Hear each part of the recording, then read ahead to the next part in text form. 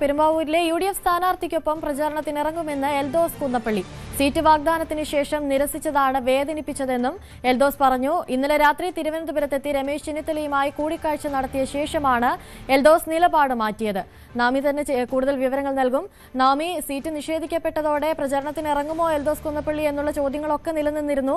ഇപ്പോഴിതാ പ്രചരണത്തിനിറങ്ങുമെന്നുള്ള വാർത്തയാണ് പുറത്തുവരുന്നത്. യു.ഡി.എഫിന് മുന്നിലെ ആ ഒരു പ്രതിസന്ധി കൂടി ഇപ്പോൾ നീങ്ങുകയാണല്ലേ?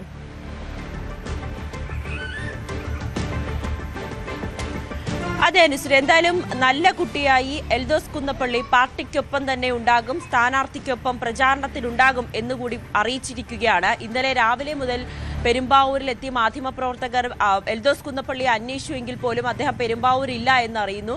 മാധ്യമപ്രവർത്തകർ വിളിക്കുമ്പോൾ ഫോൺ എടുക്കുന്നില്ല. രാത്രിയോടുകൂടിയാണ് അദ്ദേഹം പറയുന്നത് താനിപ്പോൾ തിരുവനന്തപുരത്താണ്, രമേശ് ചെന്നിത്തലയുമായി കൂടിക്കാഴ്ച നടത്തി, A.K. ആന്റണി തന്നെ വിളിച്ചു, ദീർഘനേരം സംസാരിച്ചു. എന്തായാലും തന്നെ ഏറെ വേദനിപ്പിച്ചത് സീറ്റ് നൽകാമെന്ന് പറഞ്ഞുകൊണ്ട് പിന്നീട് ഇല്ല എന്ന് പറയുകയും തനിക്കെതിരായിട്ടുള്ള ചില ആരോപണങ്ങൾ ഉന്നയിക്കുകയും ഒക്കെ ചെയ്തിരുന്നു.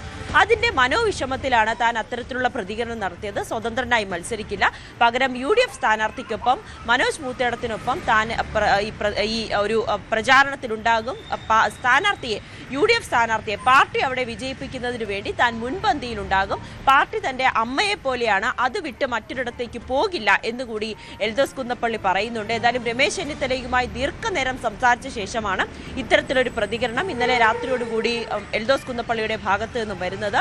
മറ്റൊന്ന്, ഇനി ഏതെങ്കിലും തരത്തിലുള്ള വിട്ടുവീഴ്ച, അതായത് ഇനി വിജയിച്ചു വന്നാൽ ഏതെങ്കിലും സ്ഥാനം എൽദോസ് കുന്നപ്പള്ളിക്ക് നൽകുമോ, അല്ലെങ്കിൽ അതിൽ പാർട്ടിയിലെ ഏതെങ്കിലും ഉന്നതരായിട്ടുള്ള ഒരു സ്ഥാനം എൽദോസിന് നൽകുമോ, വാഗ്ദാനം ചെയ്തിട്ടുണ്ടോ എന്നതൊക്കെ നമുക്ക് വഴിയെ അറിയേണ്ടി വരും. എന്തായാലും തൽക്കാലം ഈ തെരഞ്ഞെടുപ്പുമായി ബന്ധപ്പെട്ട വിവാദങ്ങളെല്ലാം തന്നെ ഒരു വിധത്തിൽ നേതാക്കൾ ഇടപെട്ടുകൊണ്ട് പരിഹരിച്ചിരിക്കുകയാണ്. ഇന്നലെ നമ്മൾക്കറിയാം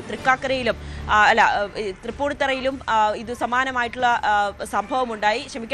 ദീപ്തി മേരി വർഗീസുമായി ബന്ധപ്പെട്ട് കൊച്ചിയിൽ മണ്ഡലത്തിലും സമാനമായിട്ടുള്ള വലിയ പൊട്ടിത്തെറികളൊക്കെ ഉണ്ടായിരുന്നെങ്കിൽ പോലും ദീപ്തി മേരി വർഗീസും വളരെ സംയമനത്തോടു കൂടിയായിരുന്നു ഇന്നലെ വൈകിട്ടും പ്രതികരിച്ചത്. അങ്ങനെ രണ്ട് വലിയ പ്രശ്നങ്ങളായിരുന്നു എൽദോസ് കുന്നപ്പള്ളിയും ദീപ്തി മേരി വർഗീസും ഉയർത്തിയത്.